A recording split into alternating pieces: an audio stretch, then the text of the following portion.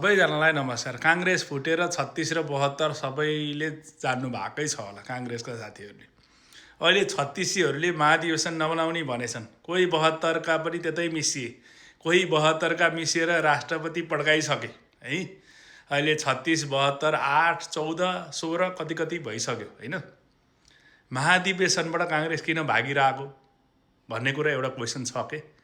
अहिले चाहिँ गगन थापालाई बाहिर निक्लिएकै बोलेकै कमसेकम विश्वप्रकाश पनि कमसेकम बोले। अरू काङ्ग्रेसीहरू कता गएछन्? बाहिर आएर फिल्डमा बोल्न सकेको खै। भ्रष्टाचार भाटा योले लुट्यो भनेर भनिदियो न, आफ्नो आफ्नो पोल खोलो न। अब बल्ल पो हेर्न मजा हुन्छ। यो विमलेन्द्र निधिलाई चाहिँ लखटेछन् कार्यकर्ताले, भनेको 36लाई 72ले लखटेछन्।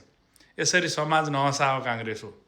सधैँ बिपीको नाम बेचेर यत्रा वर्ष खाइसकियो त, यत्रा वर्ष गणेशमानको नाम बेचेर खाइसकियो त। कति खान पर्यो नाम बेचेर, अब काम गरेर खानु पर्यो काङ्ग्रेसले। अब सडकमा लड्ने हो र काङ्ग्रेस।